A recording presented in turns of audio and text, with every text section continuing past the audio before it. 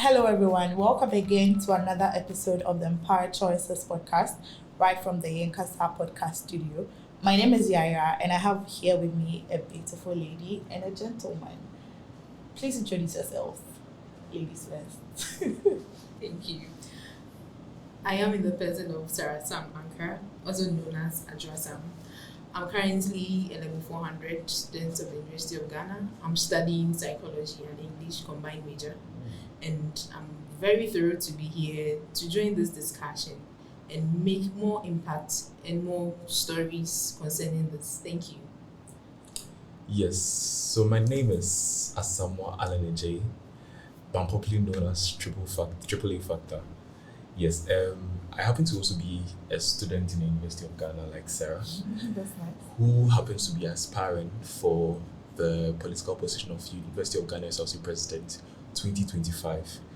I'm also privileged to be a volunteer for Young PPAG. Yes, so this is Alan, and I'm very glad to be here as well. Great. I'm glad to have you here as well.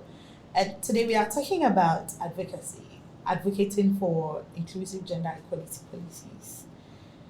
From policy to action, so like from the fridge to fire, like to the saucepan on the fire. Implementation. Not just like talking about it, but doing it. Okay. So why inclusive gender equality? Why does it matter?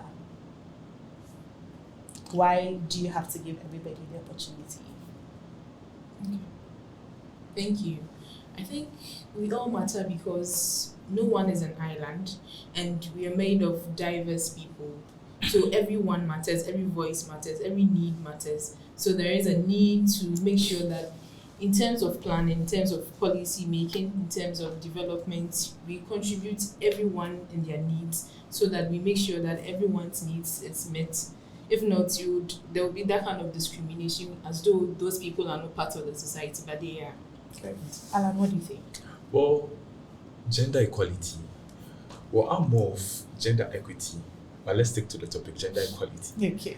Yes, so why gender equality is very, very necessary, very important in the space we happen to find ourselves in, most especially Ghana, because of cultural setting and our cultural mindset.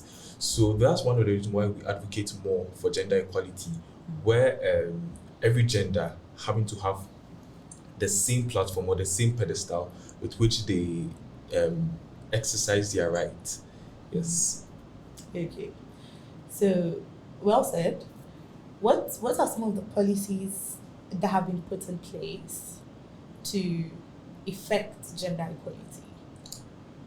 Okay, so I want to take the lead in this. So I want to talk of affirmative action.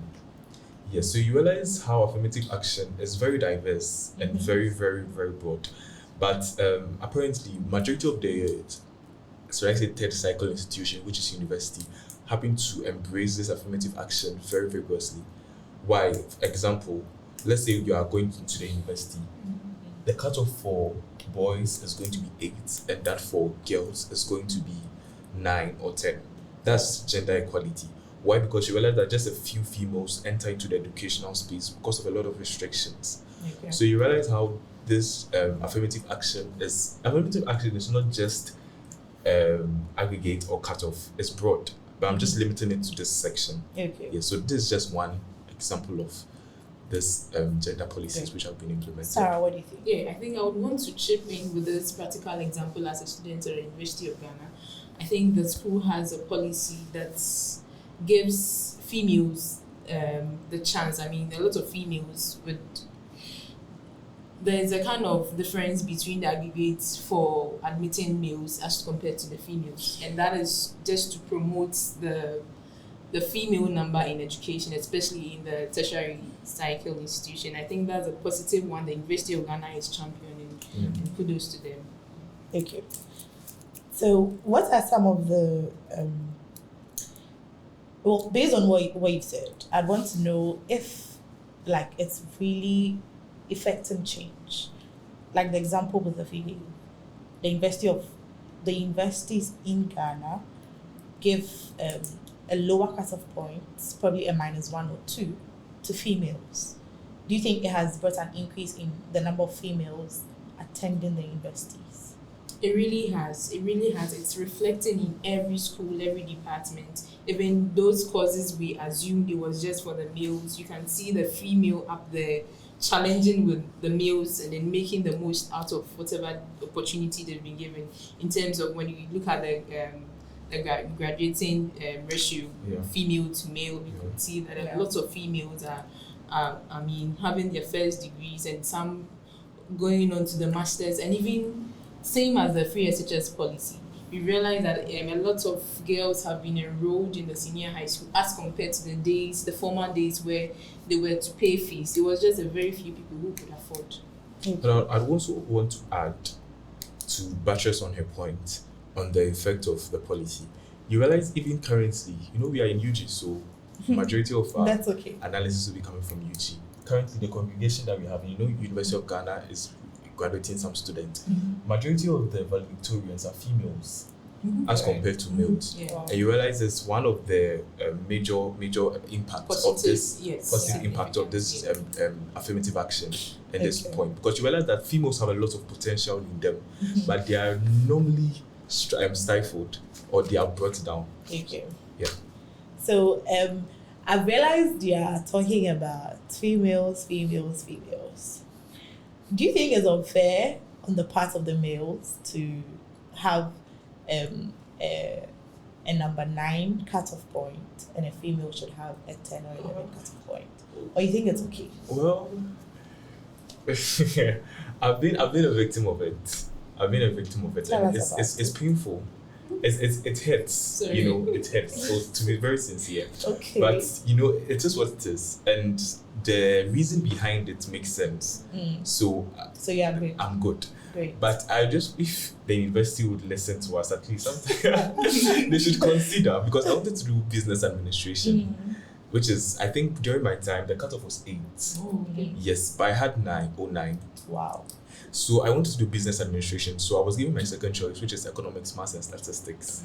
That's fine. Oh, that's fine. That is fine. But I'll be very glad, because normally, you see, there's been a shift of career. Like my mindset was all business, because I'm very business oriented. I wanted to do business. But back to your question, do I think it's good? Fair or not? Do I think it's fair or not? Well, to some extent, it's fair, but I think it needs some revision. It should be revised to some extent, at least to compromise a little bit. But aside that, it is fair. To a larger extent, if you're looking at the reasons, it's very, very fair. There's not much time, but I'd want to know to what extent you want it to be revised. Okay. Adjoa, I'll come to you because I want to hear your point of view coming from a female. So I'll come to you, but Okay. I want to hear from to what extent do you think it should be revised? Okay, so to the extent that normally, let's say, using my example, where business administration was 8, Yeah. and for the females, I think it was 9. Yeah. No, it was 10 or so. Okay. If I'm That's right. very fair. I For stand. me, that's very fair. It is fair. It's fairly fair. I stand to be corrected though, but to some extent, implying at least for males they should put it 8 with 9 or 10. But for the males, it's very strict. It's not flexible. It has But to. female is very flexible, which is good. It's very flexible, very, very flexible. So at least they should massage it a little bit for males.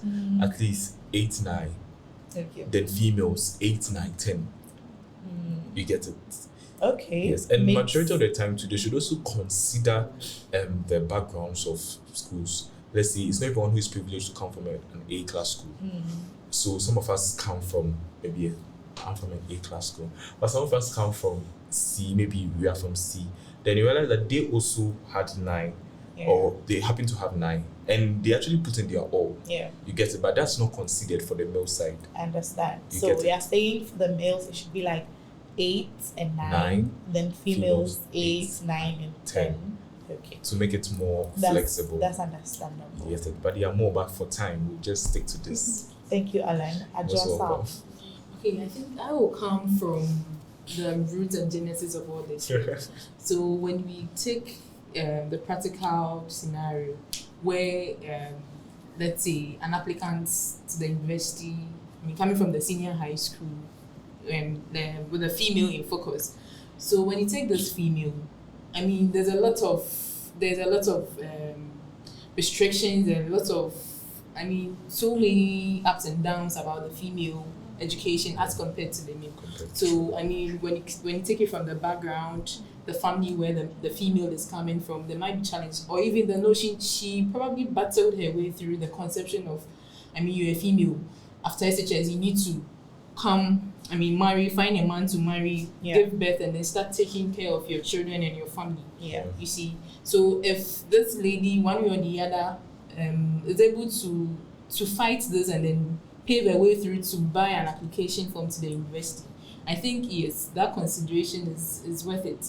And then also you may not know the challenges they also face. I mean, when you take it from the natural perspective, females go through a lot in every month, okay? And it varies from persons to persons. So who knows what she went through during the time of, I mean, her examination. You get it? Because it's like combining the mental stress of your, I mean, menstrual period to that of the examination, to that of probably the family issues. You get it? So it's a lot for the female child to carry, I mean, when it comes to academics. So I think that equity is worth it. Yeah, I agree with you, because for me, especially when I was doing my national service, once I call my boss and tell her that, oh, this is what is happening, it's the time of the month.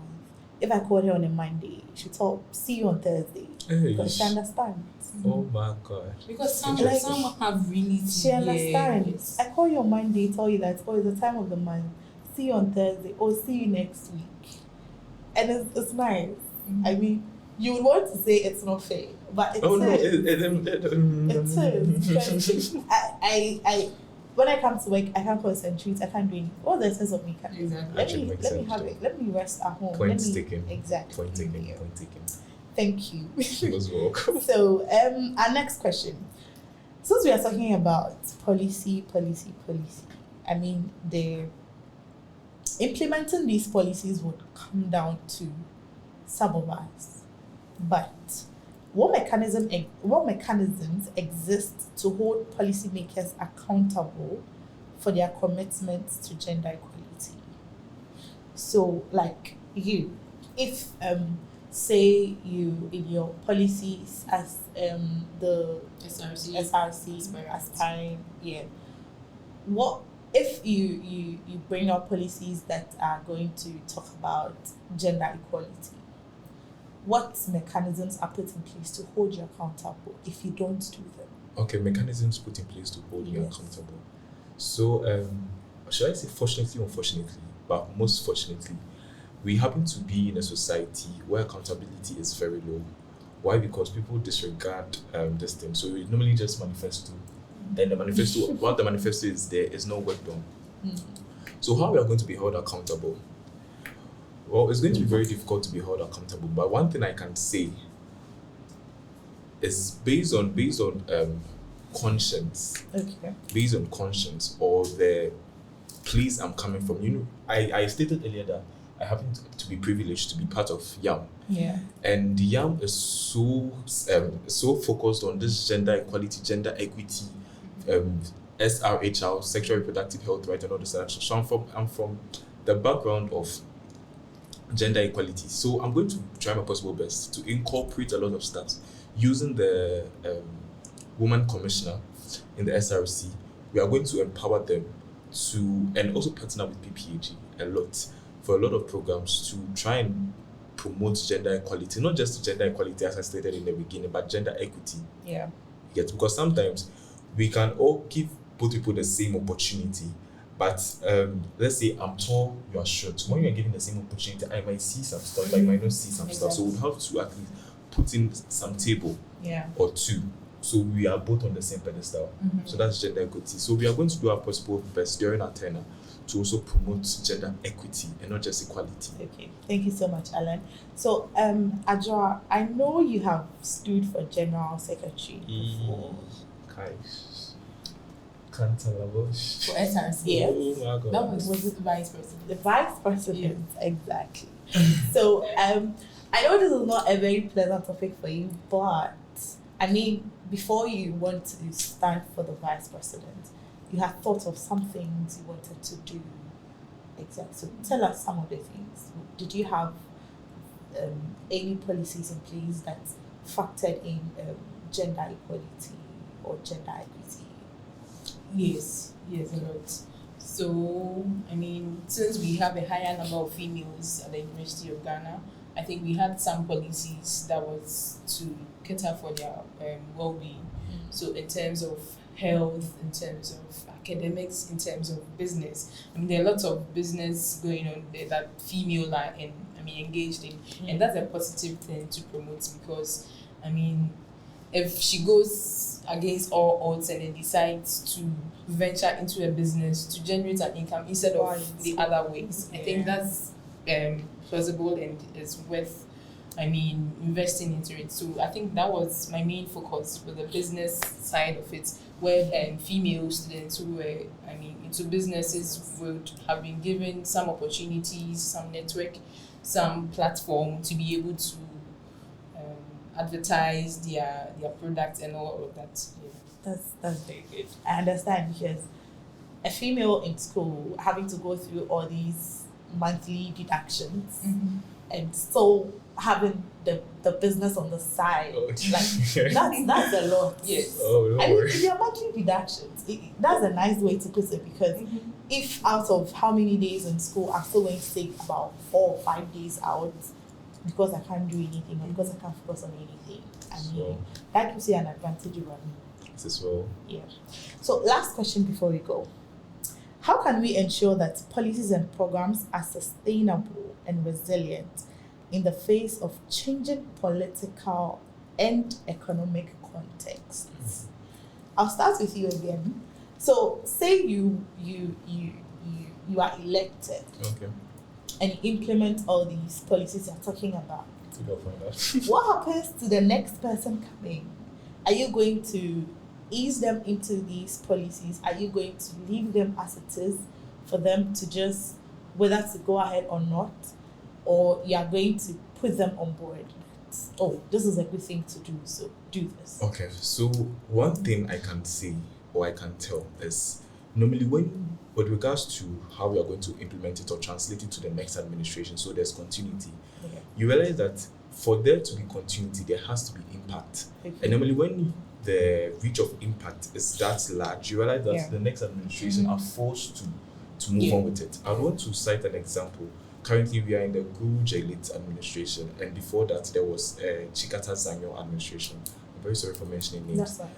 Chikata Zanyo administration. So you realize that there were some policies and initiatives that they took in place, and due to how massive the level of impact or the reach of impact was, you realize that this current administration are following suit. Okay. Not because maybe they might want to do it or they might want to do another more innovative stuff. Quote and unquote. They might want to do more innovative, but because of how impactful that previous session was, they would have to proceed to do it. Yeah. So normally, to answer the question, to be able to make sure that if we are hitting hard on gender equality, how it's going to make sure that the reach of impact is that massive, and we are actually doing what we have to do, and people are benefiting from it in diverse ways. Okay. Because when it happens like that, you realize that you don't have to think of the next administration, because the next administration are automatically going to follow suit. Yeah. Since it's a good policy. Okay. So that's just one way to tackle that. Thank you. Sarah? I think one thing we can also look at when it comes to the student level is to have a policy. I mean, for the national, we term it as a national policy or a national vision, like something you want to achieve in a span of some years. I don't know if the university SRC has, but if it doesn't, I think that is one way we can go about it, so that when anytime any leader comes, any year, any term of office, they have that as a reference, as a guide, so that they know that, well, in those years we want to achieve this and that. So make sure that your policies align with these thematic areas. And then also when it comes to the national level, I think that's why I mentioned the national development policy, something like that. I think there's a right name, I'm not getting the right name, but that focuses on development in a span of a year. I mean, some number of years. Yes, I think that is also a good way to go, because it would serve as a guide for every leader to make sure that you you bring up policies and implement developmental projects that will be aligned with the vision, so that at the end of the years we achieve that collective goal. Well said. So, lastly, what are your last thoughts? What is something you'd want to say to a policymaker, to somebody who can make something happen in terms of gender equality? What would you want to tell them? Okay, thank you very much. Okay, so I think so far so good. I think the leaders of the affirmative action bill have really done a great job, and we say kudos to them. We appreciate them. I appreciate them very much. I mean, it's been passed, and then we're expecting to see its reflection in this current government. Appointment. It hasn't been up to the number we wanted, but I think it's impressive. I think we can do more. So we continue to plead with leaders. I mean, especially with the national leaders, because they have that very large influence and impact, that they make sure that this affirmative action bill now is a law. So it's really implemented to its core, because we need a fair number of representation, because females are ruling now. I mean, look at our number as compared to the males. So it would be fair that we have a very equal ratio proportion as compared to the population in the country. And I think we have the expertise, we have the experience, we have the qualification there. It's up to us to search and then bring them up to the political scenes, to the positions, and then they will do so well. Okay. So Alan, just said something to the policymaker. What would you say to the action maker? The action maker. Yes. So I have passed. I've made the policies. I've said, okay, so now this and this is what we are going to do. What are you going to tell the person who is going to do the doing? Well, the person who is going to do the do, what Alan has to tell you, or what you have to say to you is implement effectively. See, you can implement, but not be effective in your implementation, in the sense that you are just implementing with the idea that, it has been passed. Let's just roll it out. Let's just do some 1 week show, 2 week show. Then later I'm going to rest or sit on the money and do all the stuff. So one of the major barrier in all the stuff is like the willingness, the zeal. Majority of the times, the policies that are implemented, which Adra was speaking about, the people who are to implement them, let's say the security personnel, the police and all the stuff, they don't have the zeal. Why? Because they happen to find themselves engaged in the same acts that they are fighting against. I say this unapologetically. So one of the best things to do is to at least have a self-retrospection. Make sure that yourself, you are doing the right thing, then implement them and implement them well. Don't just implement them for the sake of implementation's sake, but implement them with this agenda, with this national agenda in your mind, that you are doing it for the good of this country. You are doing it to better the life of a female, to better the life of a male. Yes, to better the life of a male, to better, if you are talking about gender equality, both for males and females, to better the life of all genders irrespective. So they should just go into it. Sometimes they should ignore the backlash, because it's normal.